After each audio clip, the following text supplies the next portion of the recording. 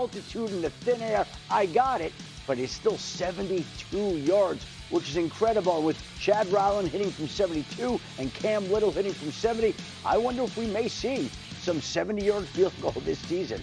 That really is the question. The game has changed. I'm old enough to remember when a 50-yard field goal was a big deal. If a guy made a 50-yarder, that felt like a big deal. Suddenly 60 has become the new 50. Could we be in a league now where the second you get over midfield, you're in field goal range? That would seem to me that could be a significant weapon for an NFL team if you had a guy who could do that. Yeah, if they're consistently capable of making it, yeah, it just blows my mind because I agree with you. 50 was like the thing. Yeah, it's one thing to do it in Colorado in the altitude. In Jacksonville, they are 16 feet above sea level, and we saw a 70-yarder there last week. Okay.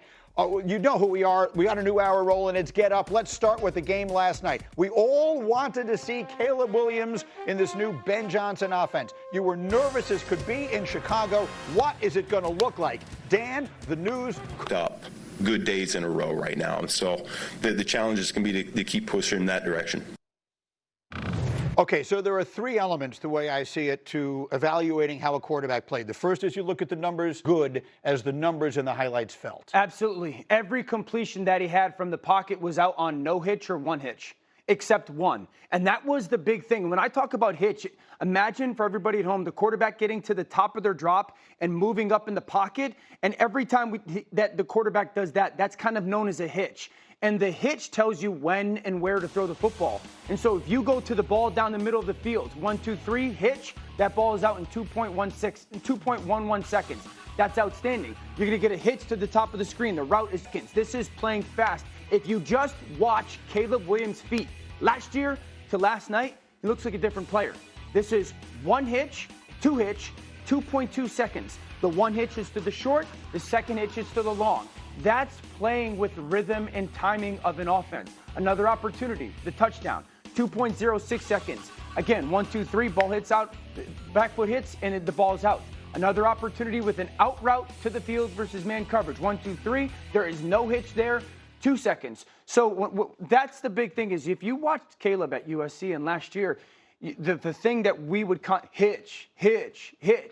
And I was around Kyle Shanahan and Gary Kubiak, and they would always tell you, first hitch is to the first guy, second hitch to the second guy, third hitch, you either run or get to the check down.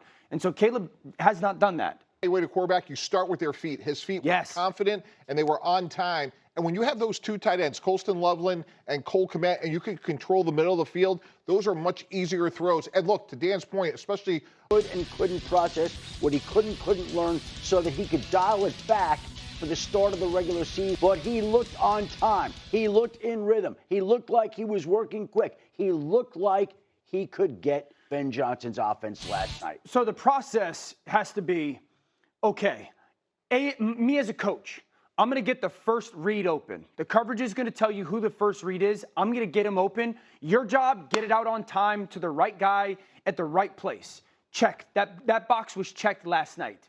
The next step is going to be, I'm going to get the first guy open. The defense is going to tell you who to throw. That's what I would say. To anyone who is saying, hey, slow down, it's just the preseason, what would that same person have said if he went out and had they matter and it looked like just take it for what it is. It was a huge step in the right direction. Yeah. We will see. They've got to be ready 3 weeks from tonight. They'll be playing on Monday Night Football against Minnesota. So we've got most of week 2 of the preseason done. Let's do some superlatives. Dan, who had the best throw?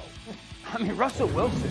This throw by Russell is, I don't care if you're 21, 31, or 36. 37 in November. 37. This is an absolute rocket launcher. That ball traveled. Hoo Lee. I want you to watch this, Danny. In the outfield. Wait a minute. He bobbles, but hold on. He squeezes it. Where does he squeeze? Banana. And wait a minute. Even that's not the best baseball catch. You want to talk about absorbing the contact? I give you the Colorado Rockies' Juan Mejia.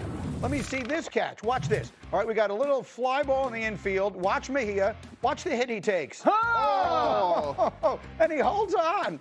He laid there like he was dead for a second. Then he started laughing and got up. He's fine. Look at the hit that he takes. The first baseman was going to be suspended.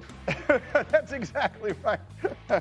But what a great play. So those are all great catches. We cannot forget, however, the worst catch that we've ever seen And that one came from our very own Mike Tannenbaum. Oh, my goodness. Remains Collegiate sports is my biggest question. He's a long snapper. Yeah, I mean, it's collegiate sports now. Sheesh. He is a long. Start him right away. We'll get to that. Plus, it's getting late early in Dallas and Washington and Cincinnati. What is going on with Micah, Scary Terry, and Trey? Shefty has the latest.